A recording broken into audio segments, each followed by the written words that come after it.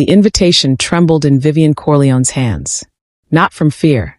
She'd stopped being afraid of Paul Stratton 3 years ago. The day she signed the divorce papers with nothing but the clothes on her back and a heart full of shattered dreams. No, her hands shook from pure, white-hot rage. Mr. Paul Stratton cordially invites you to the annual Philanthropist Awards Gala, where he will be honored as Humanitarian of the Year. The golden embossed letters mocked her from the expensive cardstock. Below, in Paul's own handwriting, that precise, controlled script she once found charming, were the words that made her blood boil. Vivian, I thought you'd like to see how far I've come. Black tie required. Try not to embarrass yourself. Hey there, beautiful souls. Welcome back to the channel. And if you're new here, I'm so glad you found us. Drop a comment below and let me know where you're watching from. I love connecting with you all. And if you haven't already, hit that subscribe button because trust me, you don't want to miss how this unfolds. Now let's dive in. She stood in her modest apartment, the one she'd fought tooth and nail to afford after he'd frozen their joint accounts and used his family's lawyers to strip her of everything. The evening sun filtered through the thin curtains, casting shadows across the second-hand furniture she'd pieced together from thrift stores and garage sales. Mommy, why are you crying? Vivian looked down at her daughter, Elena, who'd appeared at her side with those impossibly large brown eyes. Paul's eyes, though she tried not to think about that. Beside Elena stood her twin brother, Lucas, clutching his worn stuffed rabbit. I'm not crying, sweetheart. Vivian wiped her eyes quickly, forcing a smile. Mommy just got some surprising news. Bad news? Lucas asked, his voice small and worried. Always protecting them, she thought. Always making sure they never see how broken you really are. No, baby. Actually. Vivian stared at the invitation again, her mind racing. Actually, it might be very good news. The gala was in 3 weeks. 3 weeks for Paul to parade his new life in front of her. His pharmaceutical empire, his penthouse, his latest conquest, who was probably young enough to be his daughter. He'd orchestrated this moment carefully, she realized. The invitation had arrived exactly when he knew she'd be at her lowest, struggling to make rent, working 2 jobs while finishing her business degree at night. He wanted her to come. Wanted her to witness his triumph while she stood there in whatever clearance rack dress she could afford. A living reminder of the nobody he'd left behind. Vivian's phone buzzed. A text from her older sister, Margaret. Just heard through the grapevine that Paul's gala is the social event of the season. Half the city's elite will be there. Please tell me you're not actually considering going to that snake's party. Vivian's fingers hovered over the keyboard. Then she typed, "Oh, I'm going. And he's going to regret ever sending that invitation." 3 dots appeared, disappeared, appeared again. Finally, "Viv, what are you planning?" But Vivian didn't answer. She was already opening her laptop, pulling up bank statements, calculating numbers she'd been too afraid to look at for weeks. There, in her savings account, the one Paul knew nothing about, sat $47,000. It wasn't much, not compared to Paul's millions. But it was hers, earned through brutal double shifts at the hospital where she worked as a night nurse and weekend coding contracts she took on after the twins went to sleep. Money she'd been saving for a down payment on a real house, for the twins' education, for emergencies. This is an emergency, she thought. An emergency of dignity. She opened a new browser tab and typed, "Luxury car rental near me." "Mommy, are we going somewhere fancy?" Elena had climbed onto the couch beside her, peering at the screen where images of Rolls Royces and Bentleys gleamed like jewels. Vivian looked at her daughter, at both her children really. They were 7 now, old enough to remember the father who'd walked away, young enough to still believe in fairy tales, old enough to have heard the whispered conversations about money, young enough to deserve better than watching their mother be humiliated. "You know what, baby? Yes, we're going somewhere very fancy." Vivian pulled both twins close. "And Mommy's going to show you that sometimes, when people try to knock you down, you stand up even taller than before." Lucas frowned. "Is Daddy going to be there?" The question pierced her heart. Paul hadn't seen the twins in 18 months. Hadn't called on their birthday. Hadn't sent child support despite the court order. His lawyers kept it tied up in endless appeals while she struggled to feed and clothe them. "Yes," Vivian said softly. "Daddy will be there. Will he finally see us?" Elena's voice was so hopeful it almost broke Vivian's resolve. "Oh, sweetheart." Vivian kissed her daughter's forehead. "He's going to see all of us. And he'll never forget it." She clicked on the Rolls-Royce rental page, her heart pounding. This was insane. This was financial suicide. This was exactly the kind of impulsive decision she'd trained herself to avoid over 3 years of clawing her way back from rock bottom. But as she stared at Paul's mocking invitation, something shifted inside her. She'd spent 3 years being practical, being careful, being invisible. 3 years letting Paul think he'd won. Maybe it was time to remind him, and herself, who Vivian Corleone really was. She picked up her phone and dialed the number on the screen. Hello, yes. I'd like to inquire about renting a Rolls-Royce Phantom for an event in 3 weeks. Through the window, storm clouds gathered on the horizon. Vivian watched them roll in, dark and heavy with promise, and smiled. Let it rain, she thought. I'm done hiding from storms. What happens next will shock you. But first, I need to know. Have you ever had someone underestimate you, only to prove them spectacularly wrong? Drop your story in the comments below. And if you're loving this already, don't forget to subscribe. The rental company's receptionist had barely masked her skepticism when Vivian walked into the showroom 3 days later. The woman's eyes had traveled from Vivian's Target blazer to her scuffed flats with the kind of practiced dismissal that came from years of sizing up customers by their shoes. The Phantom runs about $1,200 per day, the woman said, her tone suggesting Vivian might want to consider the Honda Civic parked outside instead. Plus insurance, chauffeur fees, and a security deposit of. I'll take it for the full day. With the chauffeur. And I'd like to see your premium package options. The receptionist's eyebrows had climbed so high they nearly disappeared into her hairline. Now, sitting in her sister Margaret's cluttered kitchen while the twins played in the backyard, Vivian was still riding the high of that moment. Small victories, she'd learned, were worth celebrating. You're actually doing this. Margaret set down 2 mugs of coffee, her expression somewhere between admiration and concern.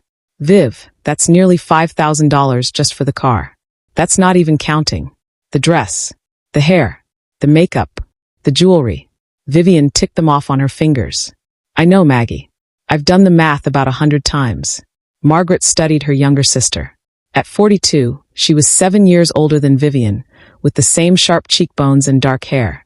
Though hers was streaked with premature gray, she refused to dye. She'd been the one who'd taken Vivian in after the divorce, who'd babysat the twins during Vivian's night shifts, who'd held her while she cried into the early morning hours. This isn't like you, Margaret said carefully.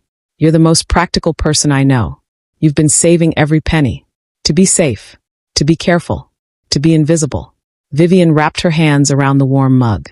You know what Paul said to me the day I signed the divorce papers? He said, "You'll never be anything without me. You're just a small-town girl who got lucky when I married you, and now you'll go back to being nobody." Margaret's jaw tightened. That bastard. He was right, though. Not about me being nobody, but about me being small. I made myself small for him, Maggie.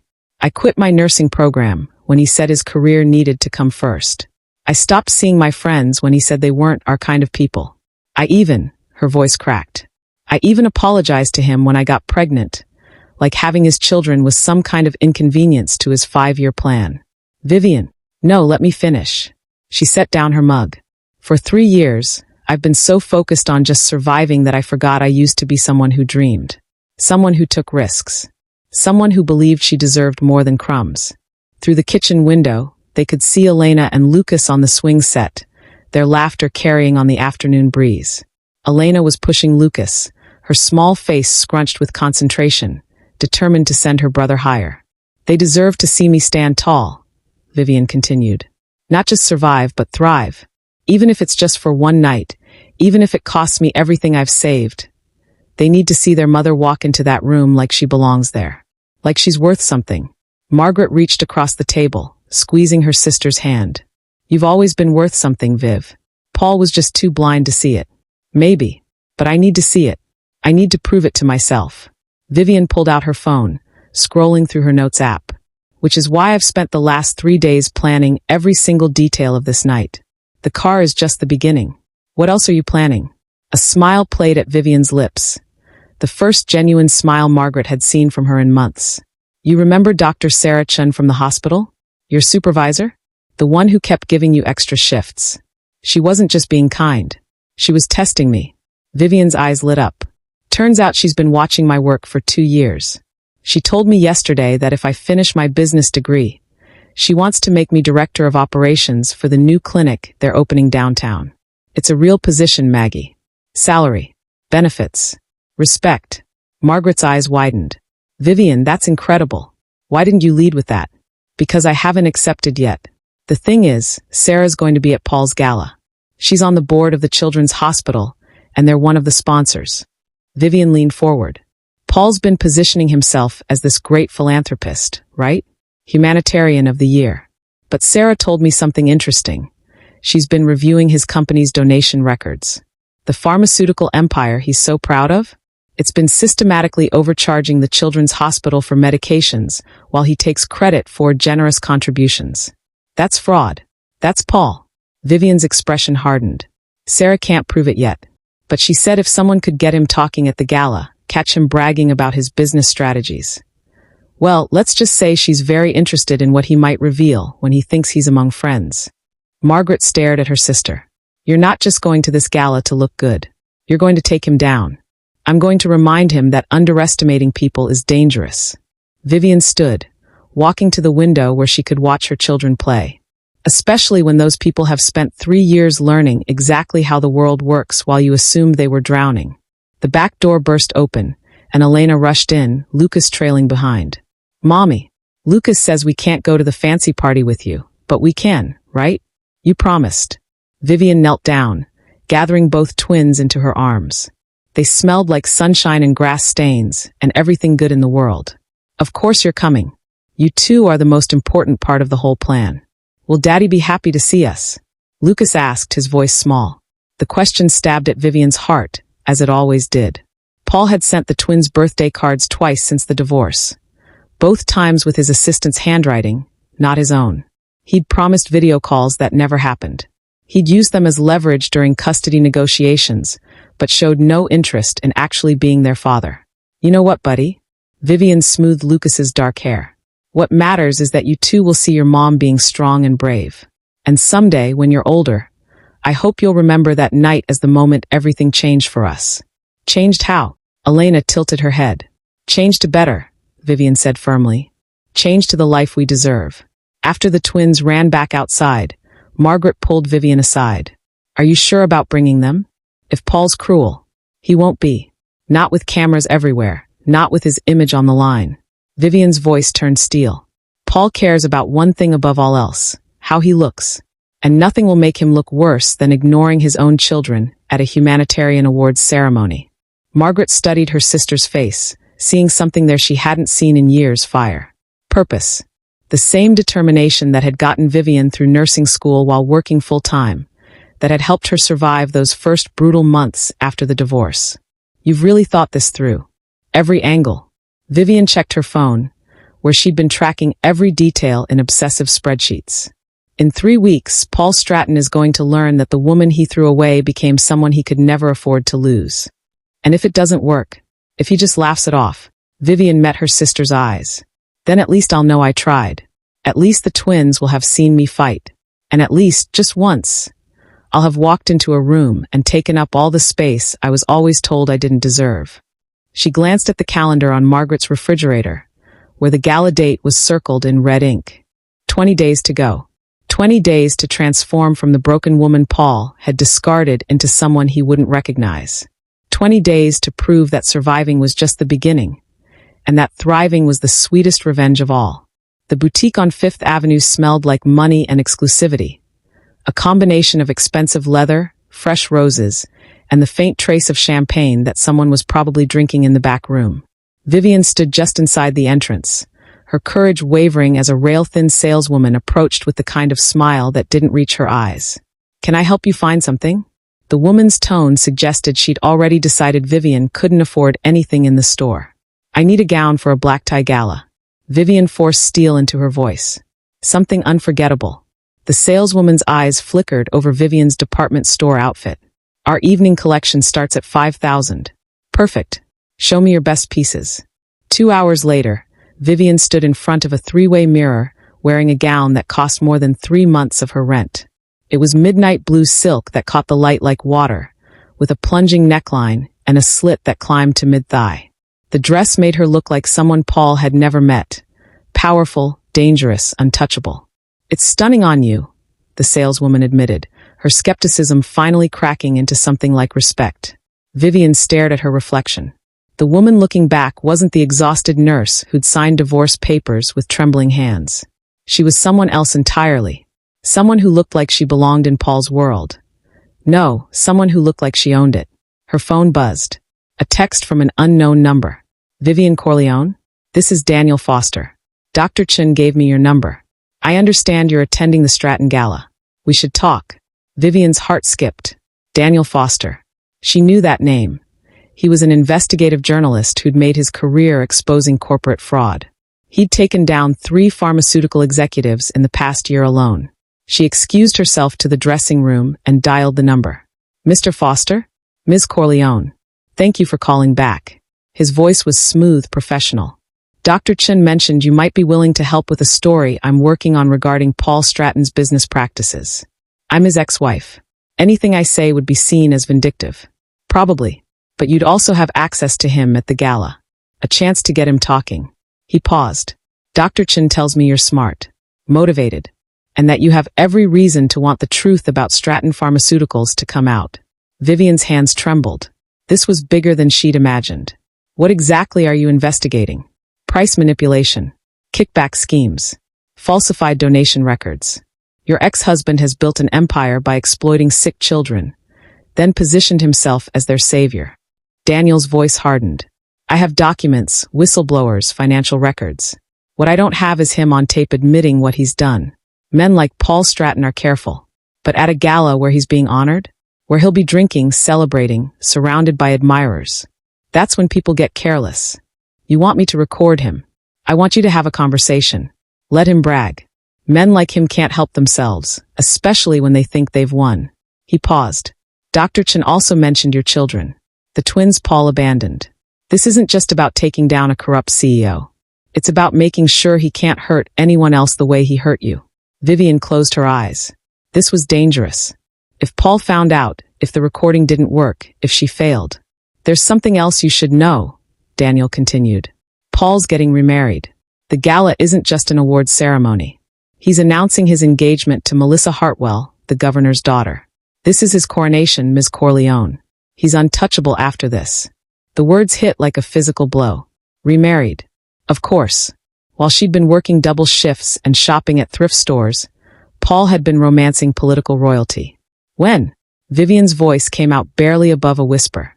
"The engagement announcement is scheduled for the end of the gala. Maximum publicity, maximum impact."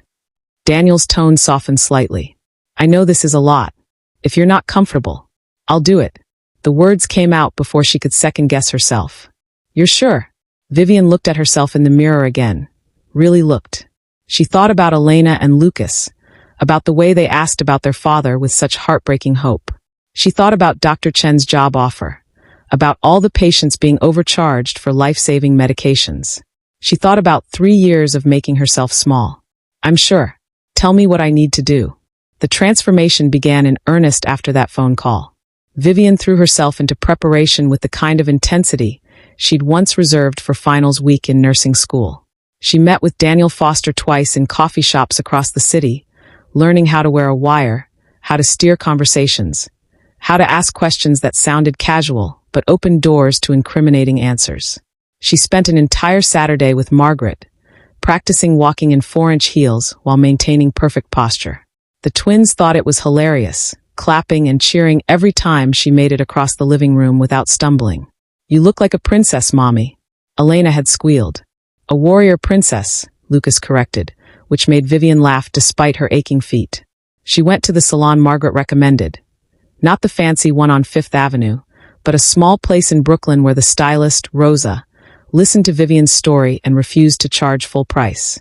"Any woman standing up to a man like that gets the friends and family rate," Rosa declared, working magic with scissors and dye until Vivian's hair fell in glossy waves that caught the light like silk. But the real transformation happened internally. Each day, Vivian felt something shifting inside her. The scared, apologetic woman Paul had reduced her to was being replaced by someone harder, sharper, someone who'd learned to survive and was now learning to fight. 10 days before the gala, Margaret called her in a panic. "Viv, I just saw something on social media. Paul posted about the gala. He mentioned you." Vivian's stomach dropped. "What did he say?" "He said, God, I can barely read this. He said he's invited special guests from his past to celebrate how far he's come. He's positioning you as part of his redemption story, like forgiving his ex-wife is some kind of charitable act." Vivian read the post herself, her anger building with each word. Paul had tagged her in it, ensuring her name was attached to his narrative. The comments were already rolling in, people praising his grace and maturity. Such class, inviting your ex to celebrate your success. This is what personal growth looks like. She must be so proud of the man you've become. Vivian wanted to throw her phone across the room. Instead, she took a deep breath and typed a response. "Looking forward to it, Paul. It will be a night no one forgets." The message was simple, neutral. But she knew Paul would read the subtext. She was coming, and she was ready. The next morning, a package arrived at her apartment. No return address. Inside was a small recording device, barely larger than a button, along with a note in Daniel Foster's handwriting. "State of the art. Battery lasts 6 hours. Just press and clip to your dress. I'll be monitoring from a van outside the venue. You're not alone in this." Vivian held the tiny device in her palm. This was real. This was happening. In just over a week, she would walk into that gala wearing this wire, wearing a dress that cost more than her monthly salary, driving up in a Rolls Royce with her twins beside her. She would look Paul Stratton in the eyes and smile. And then she would destroy him. Her phone rang. Unknown number. She almost didn't answer, but something made her pick up. "Hello, Vivian." The voice was male, unfamiliar, hesitant. This is Nathan Kersey. I'm Paul's business partner. We met once at your wedding." Vivian's entire body tensed. "I remember. What do you want?" "I need to talk to you before the gala. In person. It's about Paul, about what he's planning." Nathan's voice dropped to barely above a whisper. "You're in danger. You and your children. Please, can we meet?" The line went dead before Vivian could respond. She stood frozen in her apartment, the recording device in one hand, her phone in the other, her carefully constructed plan suddenly feeling like it was built on quicksand. What did Nathan mean she was in danger? What was Paul planning? And why, after all this time, was his business partner reaching out to warn her? The coffee shop Nathan chose was in a neighborhood Vivian had never been to, industrial, quiet, the kind of place where nobody asked questions. She arrived 15 minutes early, her hand wrapped around a canister of pepper spray in her coat pocket. Her phone set to auto-dial Margaret if she didn't check in within the hour. Nathan Kersey walked in exactly on time. He was younger than she remembered from the wedding, maybe late 30s, with sandy hair and the kind of face that looked like it smiled easily, though he wasn't smiling now. His eyes swept the coffee shop nervously before landing on her. "Thank you for coming," he said, sliding into the booth across from her. "I wasn't sure you would. You said my children were in danger. That tends to get a mother's attention." Vivian kept her voice level, but her heart was racing. "You have 60 seconds to explain before I walk out." Nathan pulled out his phone, tapped a few times, then turned the screen toward her. It showed an email chain, Paul's name at the top, along with several other executives from Stratton Pharmaceuticals. "Read the date," Nathan said quietly. Vivian's eyes found it. The email was from 2 days ago, right after Paul's social media post about inviting her to the gala. Her hands began to shake as she read. "Confirmed. Vivian will attend. This gives us the perfect opportunity. Have legal draft the custody petition for emergency filing the morning after the gala. I want the twins in my custody before she knows what's happening." The photos from the event, her appearing unstable, emotional, confrontational, "will support our case for supervised visitation only." The words blurred. Vivian couldn't breathe. "He's not trying to humiliate you," Nathan said, his voice heavy with guilt. "He's setting you up. The entire gala invitation, the social media post, it's all calculated. He wants you angry. He wants you to make a scene. And then he's going to use it to take your children away." "Why?" The word came out strangled. "He doesn't even want them. He hasn't seen them in over a year. His fiancée wants them." Nathan's jaw tightened. "Melissa Hartwell, the governor's daughter. She's 26, never been married, and she's desperate to appear like the perfect family woman for her father's political image. She saw photos of the twins on Paul's old social media, and decided they'd be the perfect accessories for her new life. Vivian felt bile rising in her throat. Accessories. I've been Paul's partner for 8 years. I've watched him do terrible things to build his empire. But this, Nathan shook his head. This crosses a line even for him. Those kids deserve better than to be pawns in his image rehabilitation. Why are you telling me this? Vivian studied his face, looking for the trap. You're his business partner. His friend. Was his friend. Past tense. Nathan leaned back, exhaustion written across his features. I've been gathering evidence against him for 6 months. Financial records, recorded conversations, proof of the price manipulation schemes. I was going to hand it all to the SEC, but then I heard about Daniel Foster's investigation and realized you were involved. Vivian's eyes widened. You know about Daniel? I'm one of his whistleblowers. Nathan smiled grimly. I'm also the person who suggested he contact you. Paul has no idea I've turned on him. As far as he's concerned, I'm still his loyal right hand. The pieces were falling into place, but Vivian's mind was still reeling from the custody revelation. What am I supposed to do? If I don't go to the gala, he'll find another way to come after the twins. If I do go, he's planning to document everything to make me look unstable. You go to the gala exactly as planned, Nathan interrupted. But you don't give him what he wants. No scene. No tears. No anger. His eyes met hers intently. You walk in there like you own the place. You smile. You're gracious. You're impossibly perfect. And while he's off balance trying to figure out why his plan isn't working, you get him to confess everything on tape. That's a lot harder than it sounds. I know, which is why I'm going to help you. Nathan pulled out a small flash drive. This contains copies of everything I've given Daniel, plus Paul's personal calendar, his security codes, and details about the gala layout. There are 3 moments during the event where Paul will be vulnerable, where he lets his guard down and drinks too much. I've marked them on the schedule. Vivian stared at the flash drive like it might explode. If he finds out you did this, he's going to find out eventually. The SEC investigation is moving forward with, or without what happens at the gala. I've already accepted that my career in pharmaceuticals is over. Nathan's voice softened. But if we can get Paul on tape admitting what he's done, and if we can prove he's trying to manipulate custody for his political image, we can protect your children and put him away. Both things matter. Something in his tone made Vivian look up sharply. Why do you care so much about my children? You've never even met them. Nathan was quiet for a long moment. When he spoke, his voice was thick with emotion. I had a sister, Emma. She was sick most of her life. Juvenile diabetes.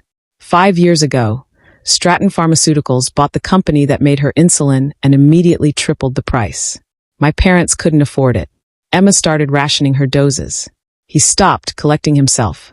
She died 3 weeks before her 21st birthday. Preventable. Completely preventable if Paul hadn't decided profit mattered more than people's lives. Vivian's eyes filled with tears. I'm so sorry.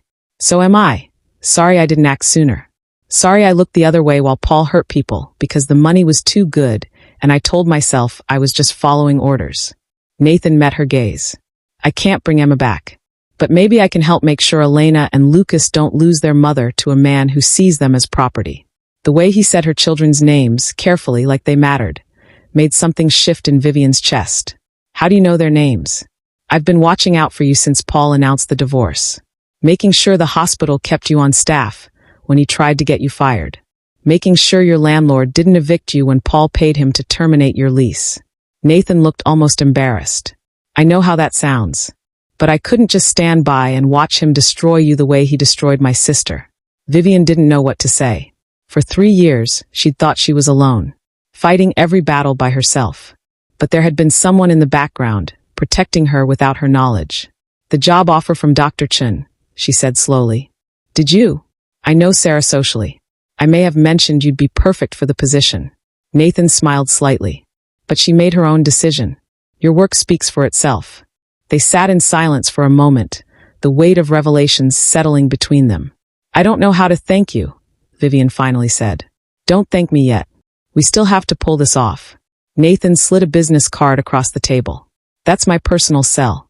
Day or night, if you need anything before the gala, call me. I mean it. Vivian took the card, studying the simple black text. Nathan, if Paul is as dangerous as you say, Why are you risking this? There has to be easier ways to take him down without putting yourself in his crosshairs. Nathan's expression turned serious. Because some fights are worth the risk. And because. He hesitated, then continued. Because watching you prepare for this gala, seeing your determination to stand up to him. You remind me of Emma. She had that same fire. I couldn't save her, but maybe I can help you save yourself and your kids. Vivian felt tears threatening again, but forced them back. She'd spent 3 years crying. She was done with tears. The gala is in 6 days, she said, her voice steady. Tell me everything I need to know. For the next 2 hours, Nathan walked her through every detail. Paul's patterns, his tells when he was about to lose his temper. The people at the gala who would be sympathetic versus those in Paul's pocket. He showed her photos of Melissa Hartwell, a striking blonde with her father's political smile and eyes that looked empty even in professional shots. She'll be watching you, Nathan warned.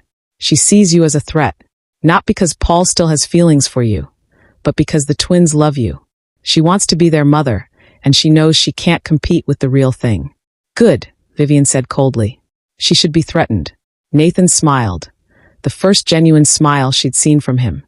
There she is. That's the woman who's going to walk into that gala and change everything. As they prepared to leave, Nathan touched her arm gently. Vivian, I need you to promise me something. If at any point this feels too dangerous, if Paul figures out what you're doing, you get yourself and those kids out. The investigation will continue without the recording. Your safety matters more. I'm not running anymore, Vivian said firmly. I've spent 3 years letting Paul make me feel small, letting him dictate my life even after the divorce. That ends at the gala. I'm not asking you to run. I'm asking you to be smart. Nathan's eyes were intense. Paul is capable of more than you know. Please, just promise me you'll be careful. The concern in his voice was so genuine, so unexpected, that Vivian found herself nodding. I promise. As she walked back to her car, Vivian's mind was spinning. The custody trap, Nathan's help, the flash drive burning in her pocket. Everything had gotten infinitely more complicated and more dangerous. But she also felt something else. She wasn't alone anymore. Nathan, Daniel, Dr. Chun, Margaret, she had allies now. People who believed in her. People who were willing to fight alongside her. Her phone buzzed. A text from Elena. Mommy, when do we get to see our fancy dresses? Lucas wants to wear a bow tie like in the movies. Vivian smiled despite everything. The twins. Always the twins. Every risk she was taking, every danger she was walking into. It was all for them. She typed back. Tomorrow, baby. We'll go shopping tomorrow, and you can both pick whatever you want. It's going to be magical. Because whatever else happened at that gala, whether she succeeded or failed, her children would remember seeing their mother stand tall. And that, Vivian realized, might be the most important victory of all. The stakes just got impossibly higher, and I am here for it. Tell me in the comments. Would you trust Nathan, or is this all too convenient? And don't forget to subscribe. The twins' excitement was infectious as they twirled in front of the mirror at the children's boutique. Elena wore a deep purple dress with silver embroidery that made her look like royalty, while Lucas had insisted on a miniature tuxedo complete with the bow tie he'd been dreaming about. We look fancy, Mommy. Elena squealed. Vivian's heart swelled watching them. Whatever happened at the gala, this moment, seeing her children happy, confident, beautiful, was worth everything. Her phone buzzed. Nathan's name flashed on the screen. Can you meet tonight? Something's come up. It's urgent. Vivian's stomach knotted. They'd been in constant contact for the past 5 days, refining the plan, going over every detail. What could have changed now? Just 24 hours before the gala. She texted back. The twins are with me. Can it wait? Bring them. They should hear this too. My place, 7 p.m. I'll order pizza. That last line should have been reassuring, but something in Vivian's gut twisted with unease. Nathan's apartment was nothing like she'd expected. She'd imagined something sterile and modern, befitting a pharmaceutical executive. Instead, it was warm, filled with books, plants, and photographs of what must have been his sister Emma at various ages. A child's painting hung on one wall, bright and chaotic. Emma made that when she was 8, Nathan said, catching Vivian's gaze. I've moved 4 times since she died, but that painting comes with me everywhere. The twins were immediately drawn to a telescope set up by the window. Nathan crouched down to their level, showing them how to adjust the focus to see the buildings across the city. "You have kids?" Lucas asked with the blunt curiosity of a 7-year-old. "No," Nathan said softly. "But I had a little sister once. She loved looking at stars." Something about the gentleness in his voice made Vivian's throat tighten. After pizza, which the twins devoured while peppering Nathan with questions about telescopes, stars, and why the moon changed shapes, Nathan suggested they watch a movie in his bedroom while the adults talked. He set them up with blankets and a nature documentary, leaving the door cracked. "They're wonderful kids," he said as he and Vivian settled in the living room. "You've done an amazing job with them." "Nathan, what's going on? You said it was urgent." His expression shifted, all the warmth draining away. "I got a call from my contact at the SEC this afternoon. They're moving up the timeline on the investigation. They're planning to raid Stratton Pharmaceuticals' offices Monday morning, 2 days after the gala." "That's good, isn't it? It means Paul's going down either way. It means if we don't get that recording tomorrow night, Paul will have 48 hours to destroy evidence, flee the country, or—" Nathan's jaw tightened. "Or fast-track the custody petition. If he suspects the investigation is closing in, he might try to grab the twins before everything falls apart." The room spun. "He wouldn't. That's kidnapping. He has lawyers who specialize in making kidnapping look legal. Emergency custody orders, claims of parental alienation, manufactured evidence of you being unfit." Nathan pulled out his laptop, showing her documents that made her blood run cold. "I found these on his private server tonight. He's already drafted the paperwork. All he needs is one photo of you looking unstable tomorrow night, and he files first thing Sunday morning." Vivian stared at the legal documents, seeing her children's names in cold, clinical language. Seeing herself described as emotionally volatile and financially unstable. Words that felt like knives. "There's more," Nathan said quietly. "And this is the part you're really not going to like." He pulled up an email, dated from earlier that day. Vivian read it once, then again, unable to process what she was seeing. The email was from Melissa Hartwell to Paul. "I did some digging on your ex-wife. You're not going to believe what I found. She's been meeting with Nathan Kersey. Multiple times. Coffee shops, always in private. The last meeting was 6 days ago, right when you sent her the gala invitation."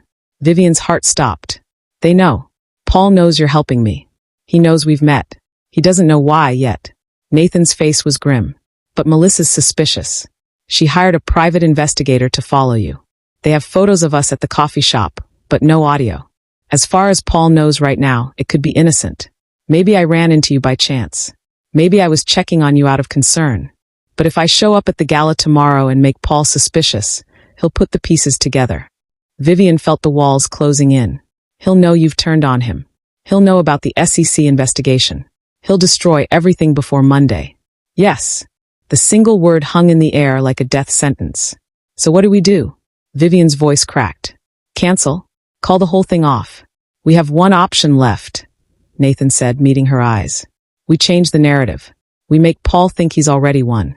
"I don't understand." Nathan stood, pacing, his mind clearly racing. "Paul invited you to the gala to humiliate you and document you falling apart. What if we give him that? But controlled. What if you show up tomorrow night looking exactly like the broken, struggling ex-wife he expects? But the Rolls-Royce, the dress. Forget all of it." Nathan's eyes blazed with intensity. "You show up in a regular car, wearing something nice but affordable. You look like you're trying your best, but can't quite measure up.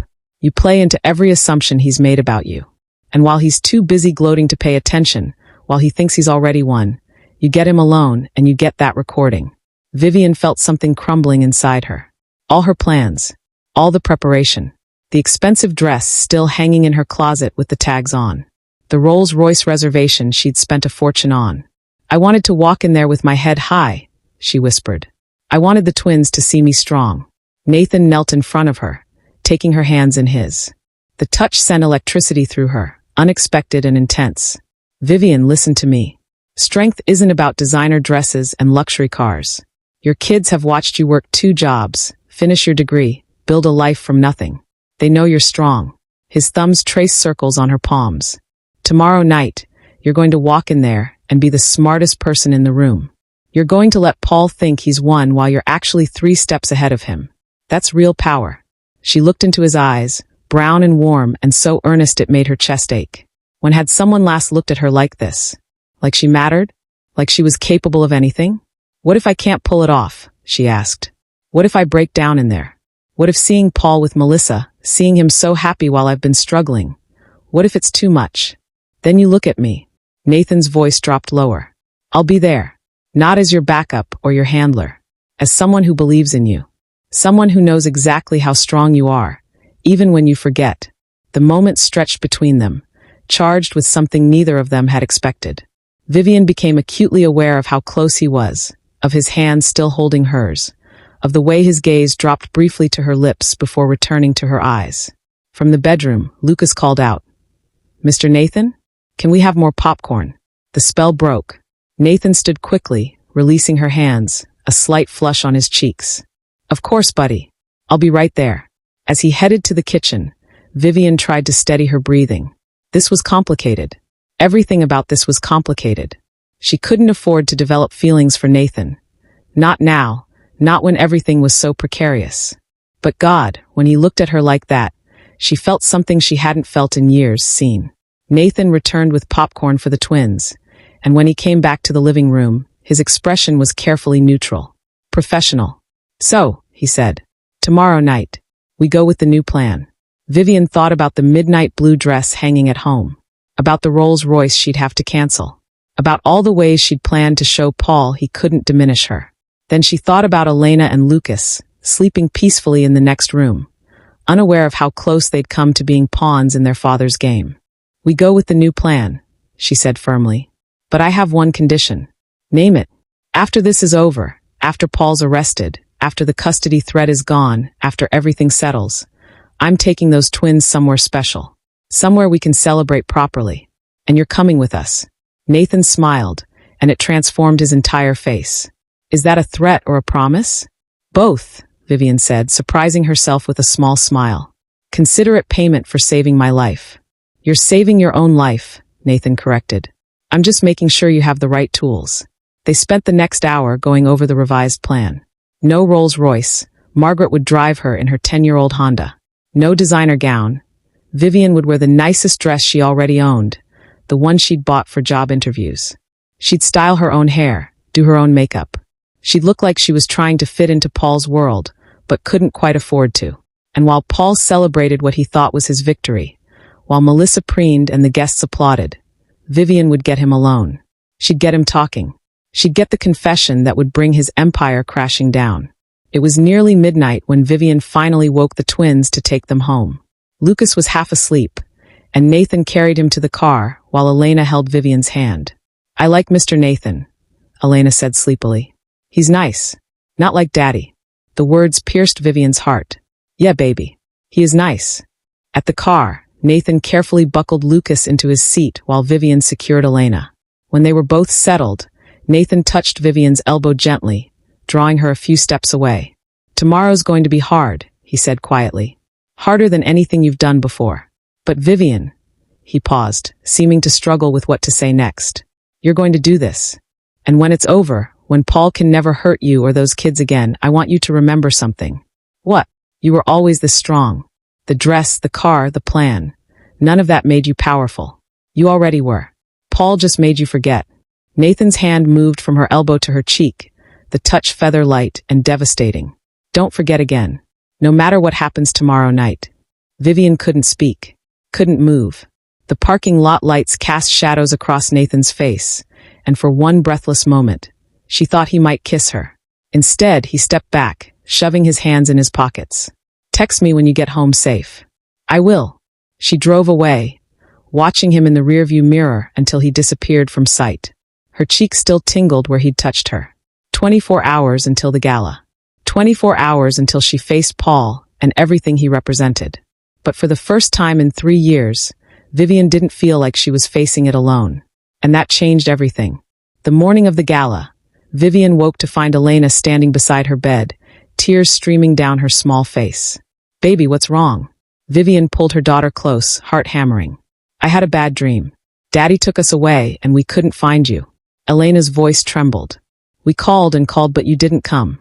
Vivian held her tighter, fury and fear warring in her chest. Even in sleep, her children sensed the danger circling them. Listen to me, Elena. Vivian tilted her daughter's chin up, looking into those brown eyes. Paul's eyes, but filled with a warmth he'd never possessed. Nobody is taking you anywhere. Not Daddy, not anyone. Do you understand? Promise. I promise. It was a promise Vivian intended to keep, no matter what it cost. By noon, doubt had crept in like fog. Vivian stood in her bedroom, staring at the interview dress hanging on the closet door. Navy blue, conservative, forgettable. Everything the midnight blue gown wasn't. Her phone buzzed. Nathan, how are you holding up? Honestly? I'm terrified, she typed back. Good. Fear means you understand what's at stake. Overconfidence is what gets people caught. That's not as comforting as you think it is. Want company? I could bring lunch, help with final prep. Vivian's finger hovered over the keyboard. Having Nathan here would help, but it would also complicate things in ways she couldn't afford today. Better not. If Paul's having me watched, we can't risk being seen together again. Smart. I'll be at the venue by 5 p.m., blending with the early arrivals. You won't see me, but I'll see you. You're not alone in this. Those last words settled something in Vivian's chest. She wasn't alone. Margaret arrived at 2 with enough nervous energy for both of them. She'd insisted on doing Vivian's hair and makeup. Nothing dramatic, just enough to look polished. As she worked, the twins played in the living room, their excited chatter a constant reminder of what this was all for. You could still back out, Margaret said quietly, pinning a section of Vivian's hair. We could take the kids and disappear for a few days. Let Daniel and Nathan handle Paul without putting you in the line of fire. And let him file that custody petition? Let him tell the court I'm unstable because I ran. Vivian shook her head. No, this ends tonight. I just don't want you getting hurt. I've been hurt, Maggie. For 3 years I've been hurt. Tonight I fight back. At 4:30, Vivian stood in front of the mirror in her navy dress. It fit well, looked professional, but it didn't transform her the way the midnight blue gown had. She looked exactly like what she was, a woman trying her best with limited resources. Perfect. The recording device was clipped inside her dress, hidden against her ribs. She'd tested it 3 times. Daniel had confirmed he was receiving clear audio from the monitoring van. Mommy, you look beautiful. Lucas appeared at her side, adorable in his miniature tuxedo. Not as beautiful as you look handsome. She adjusted his bow tie, blinking back tears. Are you ready for our adventure? Is Daddy really going to be there? Elena asked, her purple dress swishing as she approached. Her voice carried hope and hurt in equal measure. Yes, baby. Will he be happy to see us? The question shattered something in Vivian. She knelt down, gathering both twins close. I don't know what Daddy will feel, but I know that you two are the most wonderful children in the entire world. And if he doesn't see that, it's his loss. Not yours. Never yours. We know, Mommy.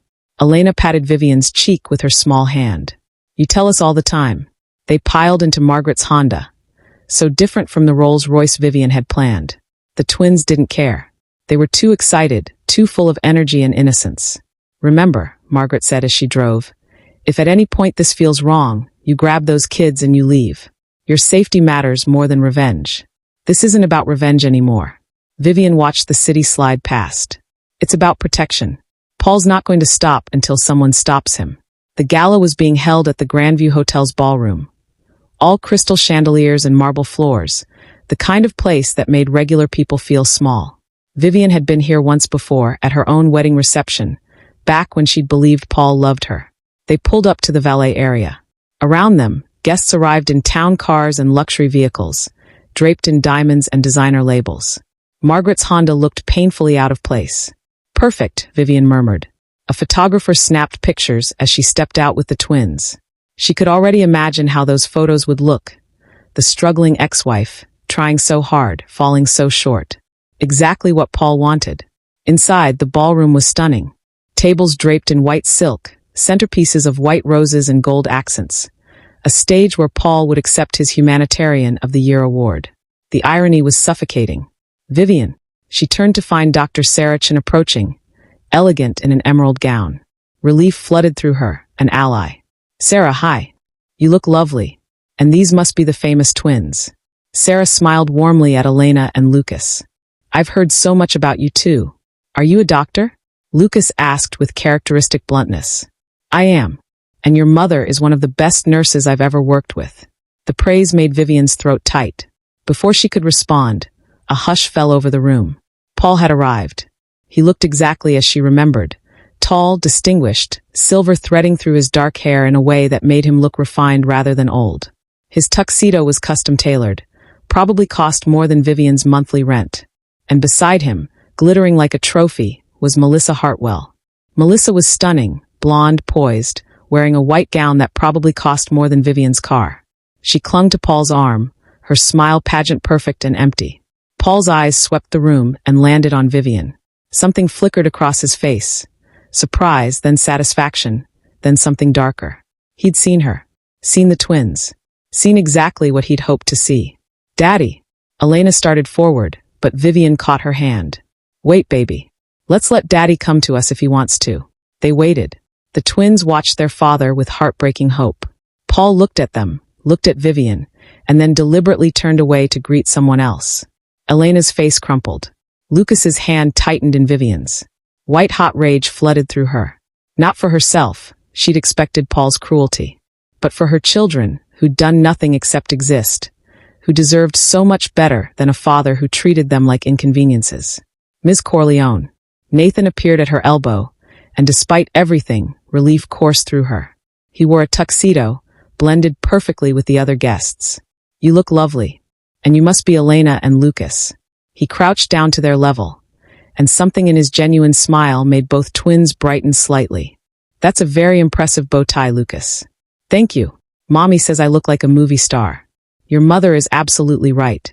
Nathan, Vivian said quietly, grateful beyond words that he was there. He stood, his hand briefly touching the small of her back, a gesture of support, of solidarity. It's going to be okay, he murmured. I promise. Across the room, Paul was watching them now, his expression calculating. Vivian met his gaze steadily, refusing to look away first. The game had begun. And this time, Paul Stratton had no idea he was the one being played. Dinner was an exercise in torture. Vivian had been seated at a table near the back. Deliberately, she was sure. From her vantage point, she could see Paul at the head table. Melissa draped on his arm like an expensive accessory, both of them glowing in the spotlight. The twins picked at their food, unusually quiet. Elena kept glancing toward Paul's table, hope dying a little more each time he failed to look their way. Why doesn't Daddy want to see us? Lucas finally asked, his voice so small it broke Vivian's heart. Some people don't know how to love properly, sweetheart, Vivian said softly. That's not your fault. That's theirs. Nathan, seated 2 tables over with the pharmaceutical executives, caught her eye and gave an almost imperceptible nod. The signal. Paul was on his second glass of champagne, his guard starting to lower. The speeches began after dessert. A hospital administrator praised Paul's generous donations. The CEO of a medical charity thanked him for his commitment to children's health care.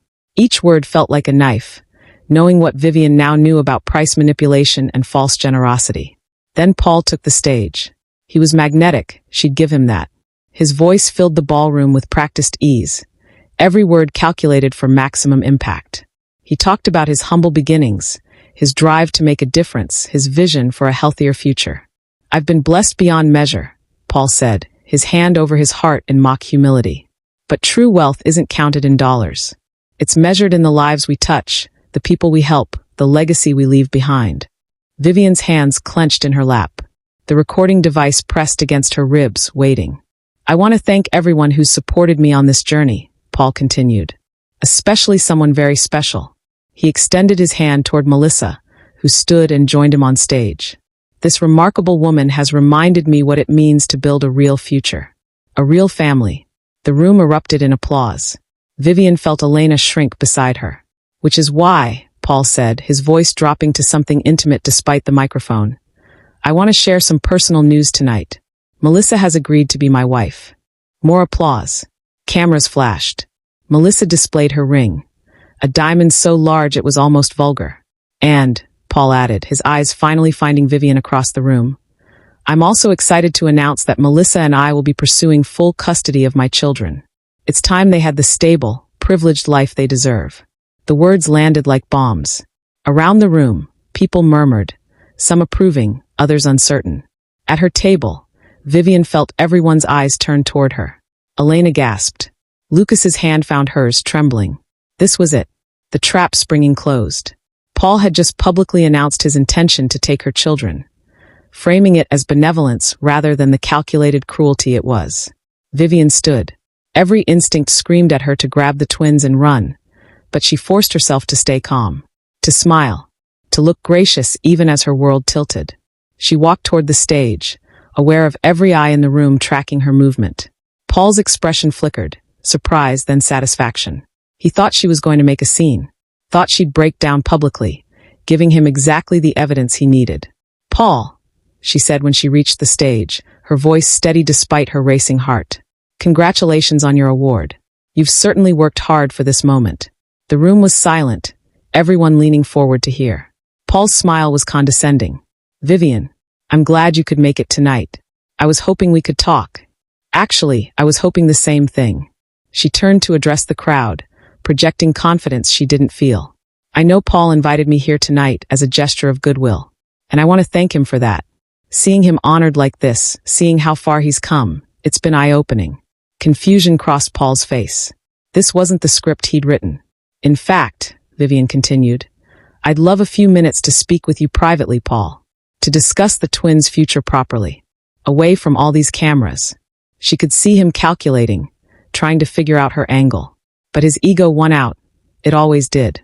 He wanted her alone, wanted to deliver the final blow without witnesses. "Of course," he said smoothly. "There's a private room just off the ballroom. Melissa, darling, would you mind entertaining our guests for a few minutes?" Melissa's smile was ice. "Of course, baby. Don't be long." As Paul led Vivian toward the side exit, she caught Nathan's eye. He gave the smallest nod. He was tracking them. Daniel was recording. Everything was in motion. Margaret appeared at Vivian's other side. "I'll stay with the twins," she whispered. "Be careful." The private room was small, a meeting space with elegant furniture and floor-to-ceiling windows overlooking the city. As soon as the door closed behind them, Paul's mask dropped. "What the hell was that?" he demanded. "That gracious act." "Wasn't an act." Vivian kept her voice level. "Paul, I'm not here to fight with you.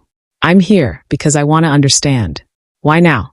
Why suddenly pursue custody after 18 months of ignoring Elena and Lucas?" Paul poured himself a scotch from the bar, not offering her one. "Because Melissa wants children, and I'm not getting any younger. The twins are mine. They should be with me. They're not possessions, Paul. No, they're my children. And they deserve better than living in poverty with a mother who can barely keep the lights on." The words stung because they hit close to truths she'd struggled with for 3 years.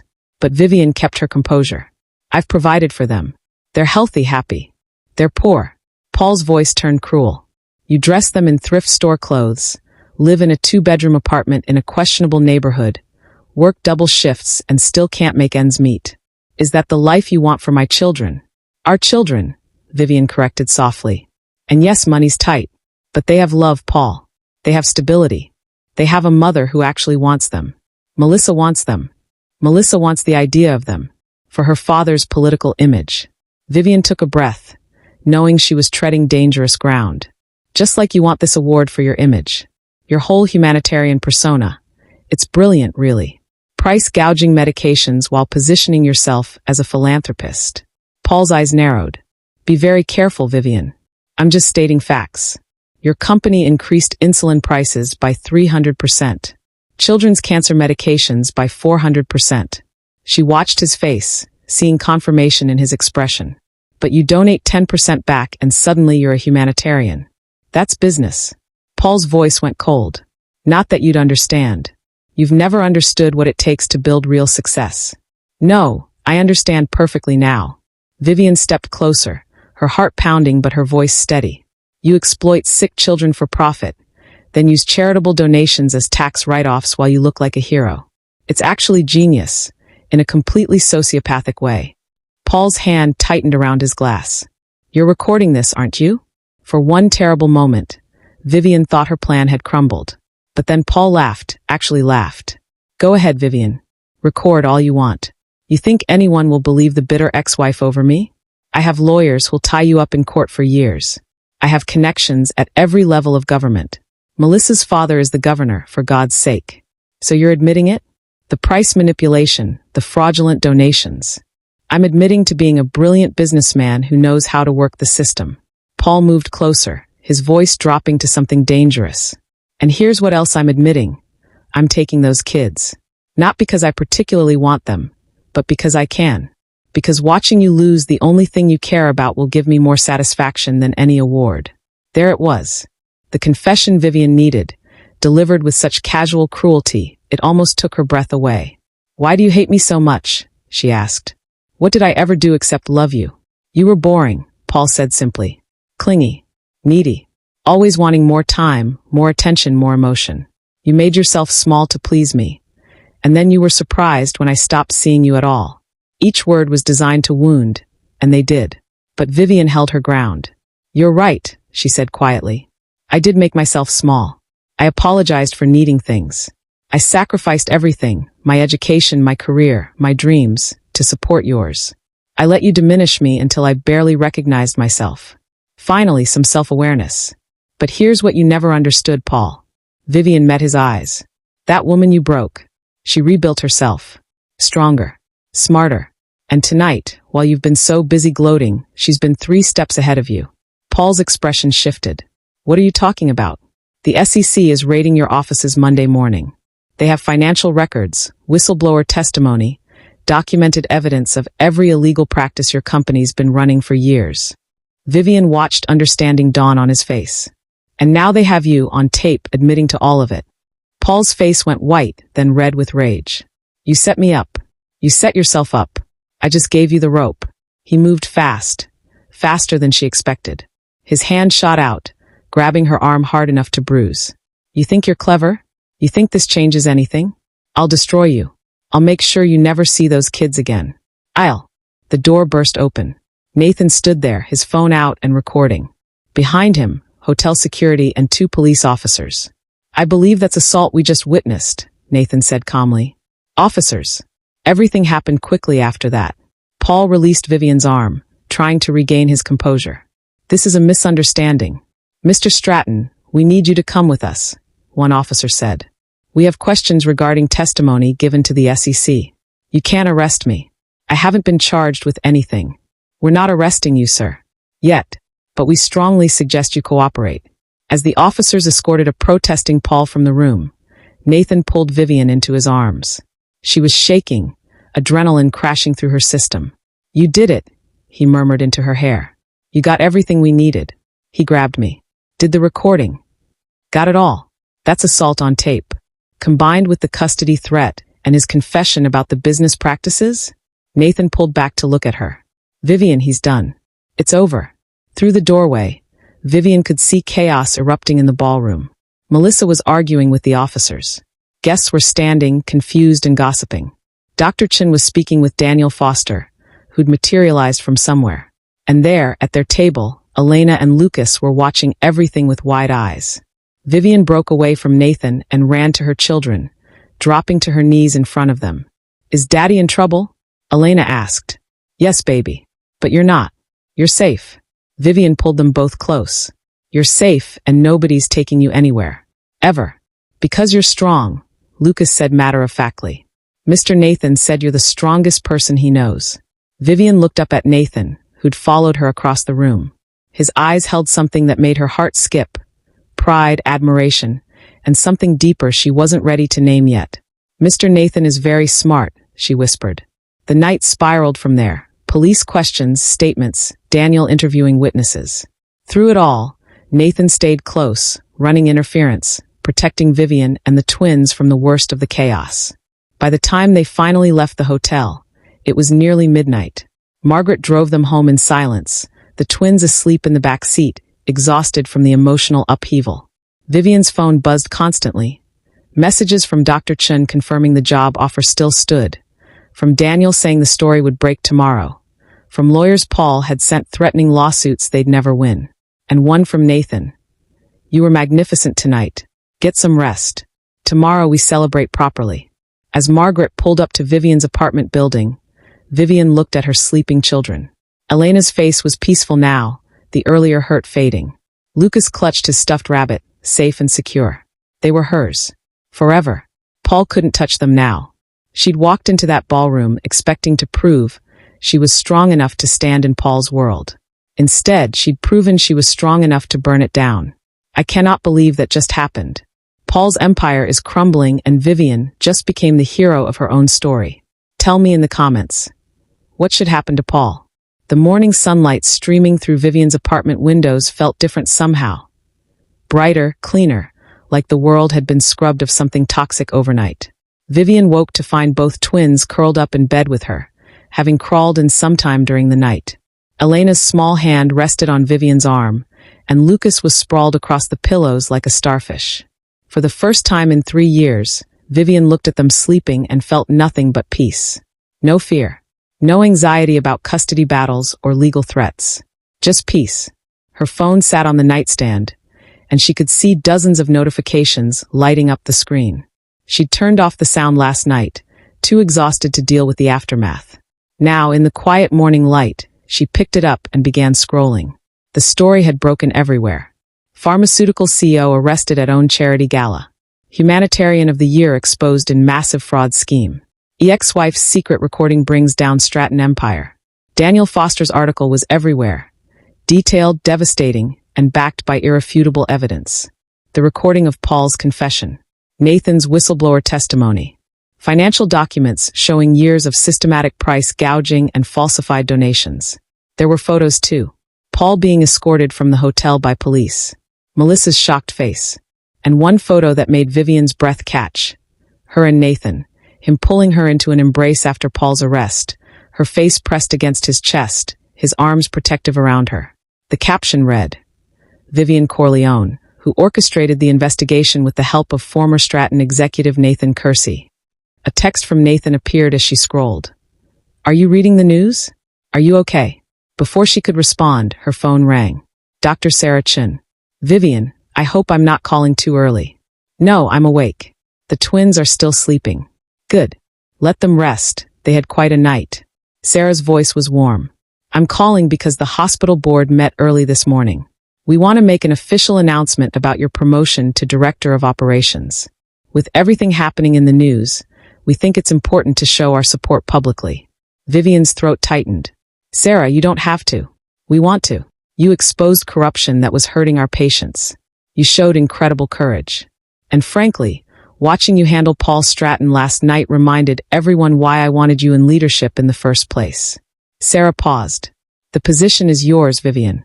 Full salary, benefits, signing bonus. You start in 2 weeks, which should give you time to settle everything with the twins. After Sarah hung up, Vivian sat in stunned silence. A real job. Security. A future that didn't involve working double shifts and choosing between rent and groceries. Elena stirred beside her. Mommy, why are you crying? Happy tears, baby. Vivian wiped her eyes. Very happy tears. Is Daddy still in trouble? The question sobered Vivian. She'd have to figure out how to explain everything to the twins. How their father had tried to use them as weapons. How he'd hurt people for money. How sometimes the people who should love you the most are the ones who fail you completely. But not yet. Not this morning. Daddy made some bad choices, sweetheart. He's going to have to face the consequences. Does that mean he won't take us away? He will never take you away, Vivian said firmly. I promise. Lucas woke up then, stretching. Can we have pancakes? The mundane request after everything that had happened made Vivian laugh. Yes, buddy. We can absolutely have pancakes. They were halfway through breakfast when someone knocked on the door. Vivian looked through the peephole and felt her heart skip. Nathan stood in the hallway, holding a bakery box and 2 cups of coffee. She opened the door. He looked tired, like he'd been up all night, but he smiled when he saw her. I know I said we'd celebrate later, but I thought you might need coffee. His eyes searched her face. Are you okay? Really okay? I think so. Come in. Nathan greeted the twins warmly, producing chocolate chip muffins from the bakery box that made them squeal with delight. Margaret had taught Vivian that the way to judge a person's character was how they treated children, and Nathan had passed that test repeatedly. Once the twins were settled in front of cartoons with their muffins, Nathan and Vivian sat at the small kitchen table with their coffee. The news is everywhere, Vivian said quietly. Your name is all over it.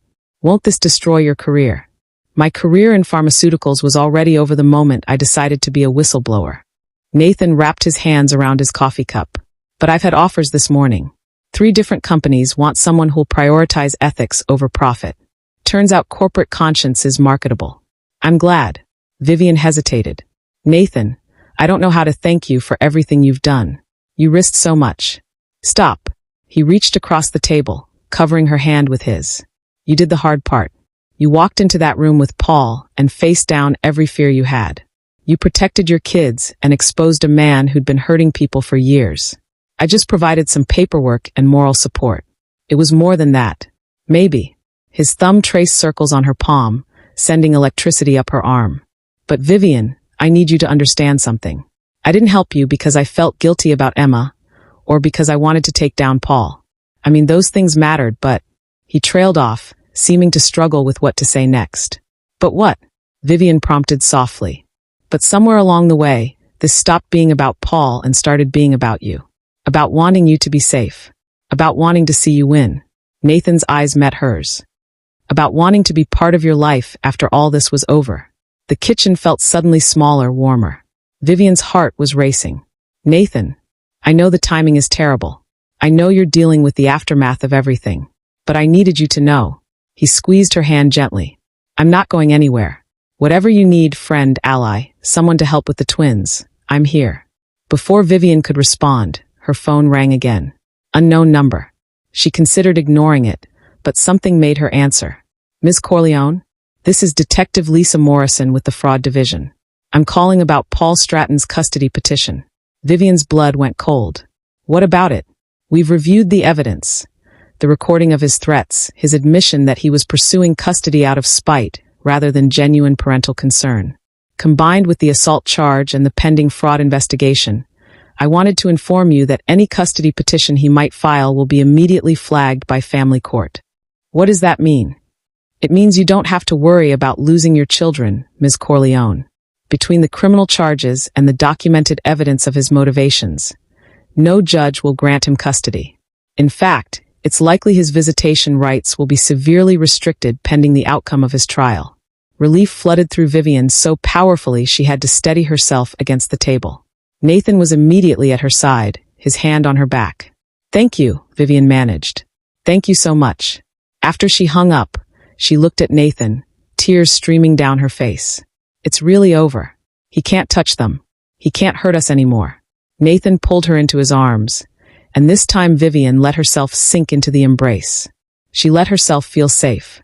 Let herself believe that maybe, finally, the nightmare was ending.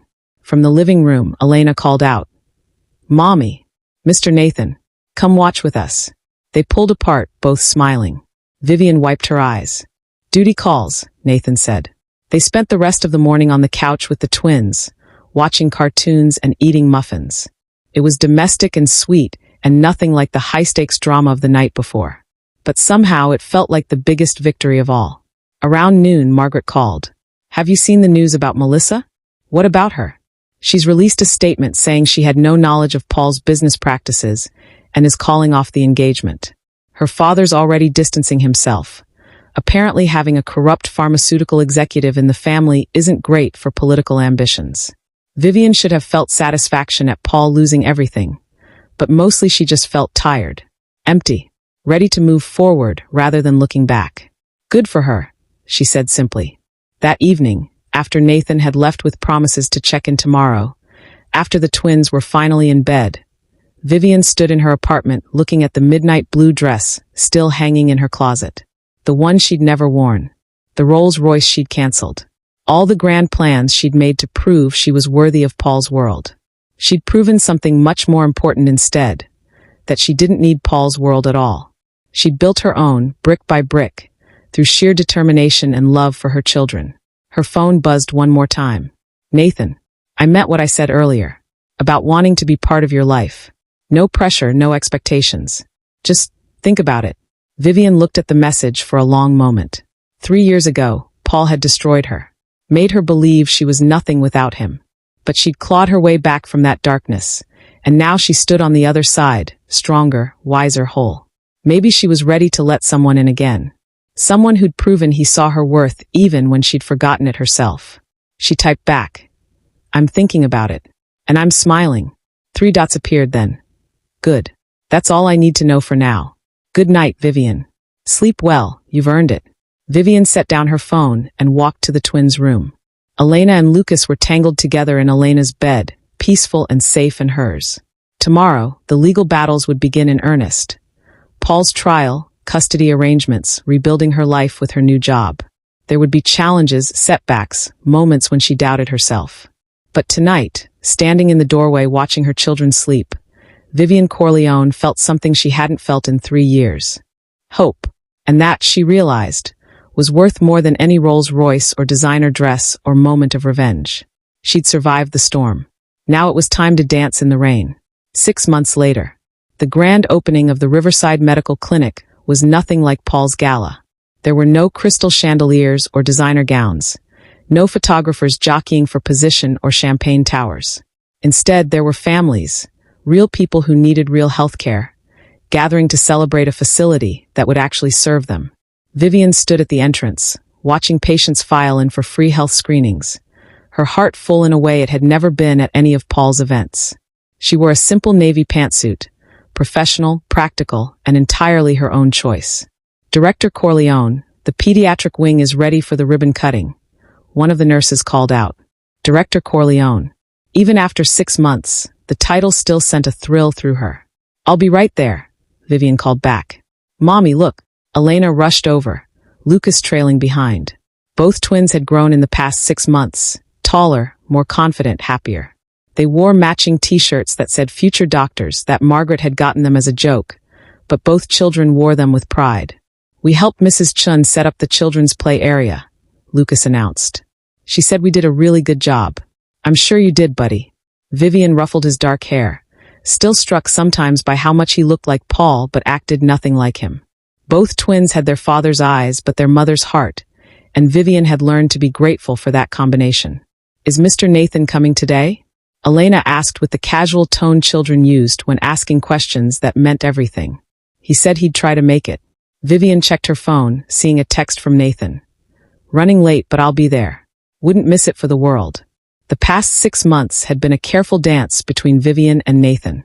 After everything with Paul, Vivian had needed time. Time to settle into her new job. Time to help the twins process their father's arrest and trial. Time to figure out who she was outside of survival mode. Nathan had given her that time without complaint.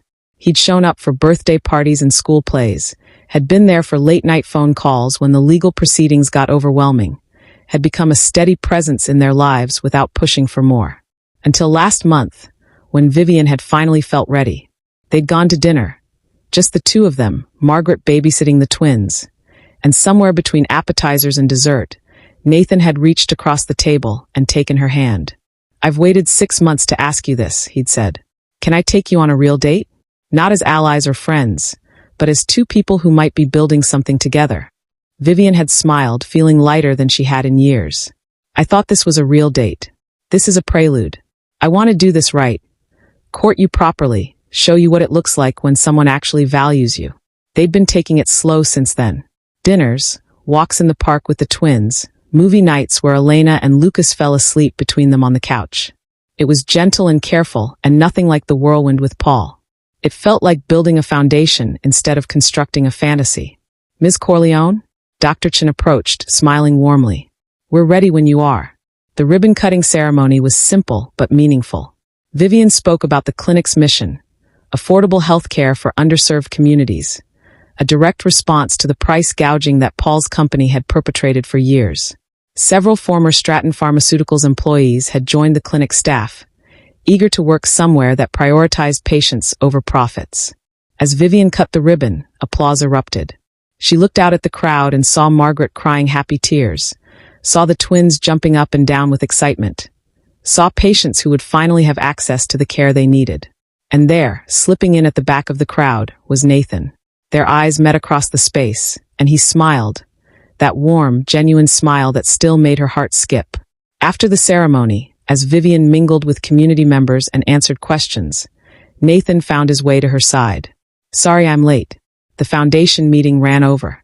Nathan had started his own nonprofit, the Emma Kersey Foundation, dedicated to providing free medications to families who couldn't afford them. It had launched 3 months ago with significant funding from whistleblower rewards and donations from people who'd been moved by Emma's story. You're here now. That's what matters. Vivian wanted to touch him, to lean into him, but they'd been keeping things professional in public, especially around the twins. As if summoning them by thought alone, Elena and Lucas appeared. Mr. Nathan. Elena hugged his waist. Did you see Mommy cut the ribbon? She was amazing. I saw. Your mom is pretty much the most amazing person I know. Nathan's eyes stayed on Vivian as he spoke, and the warmth in them made her blush. Mr. Nathan, Lucas said with the seriousness only a 7-year-old could muster. Are you Mommy's boyfriend now? The question hung in the air. Vivian's heart stopped. They'd been so careful, so gradual, not wanting to confuse the twins or move too fast. Nathan crouched down to Lucas's level. Well, buddy, that's really up to your mom. But I really like spending time with your family. With all 3 of you.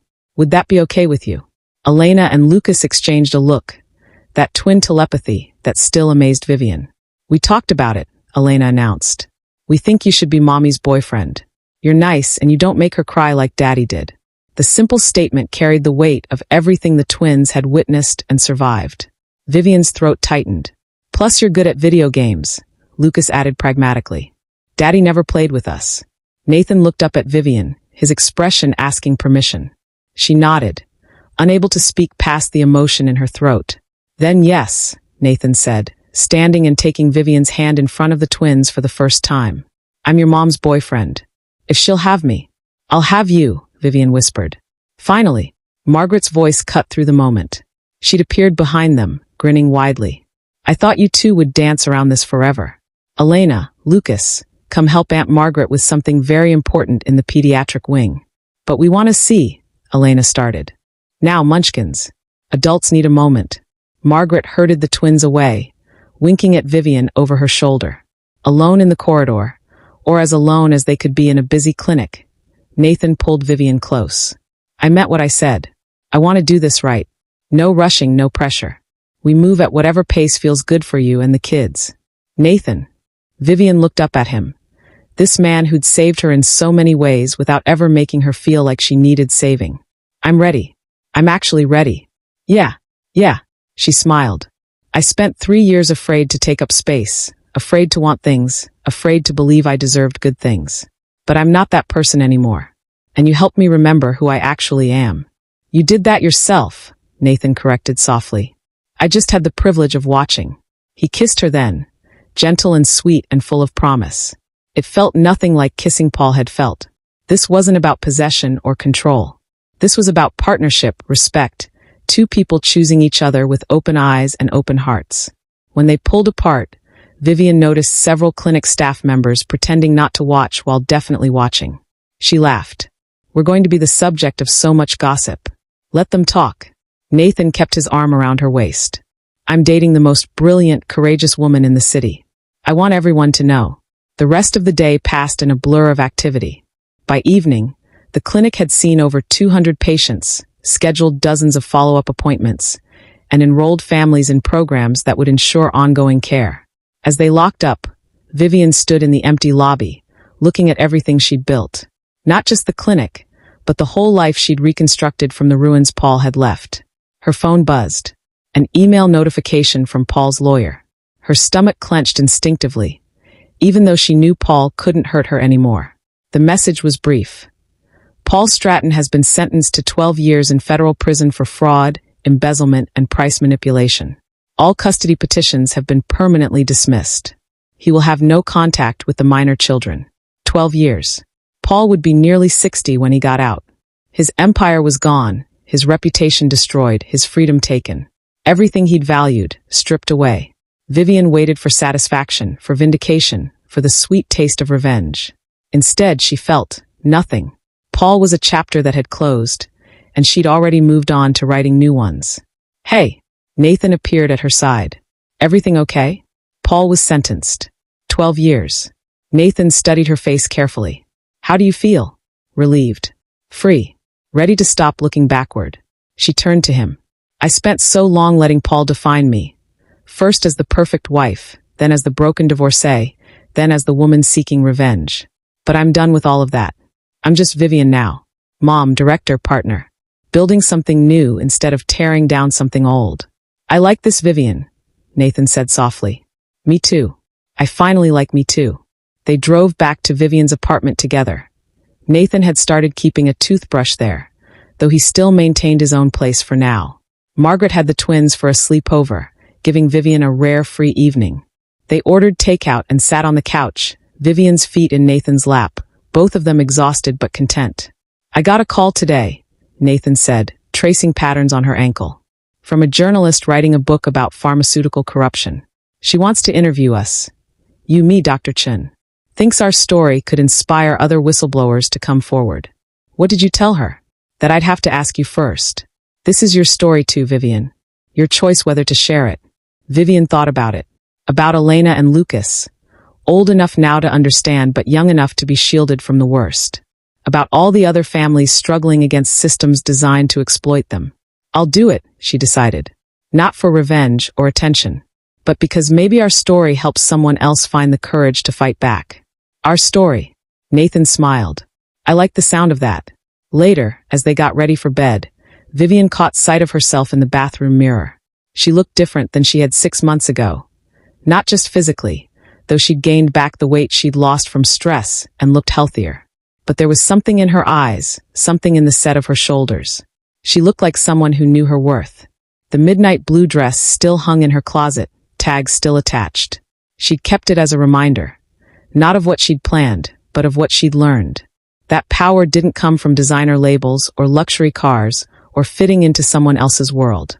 Real power came from knowing who you were and refusing to be diminished. Her phone lit up with a text from Margaret. Twins are asleep. Lucas wants to know if Mr. Nathan can teach him chess tomorrow. Elena wants to know when you're getting married.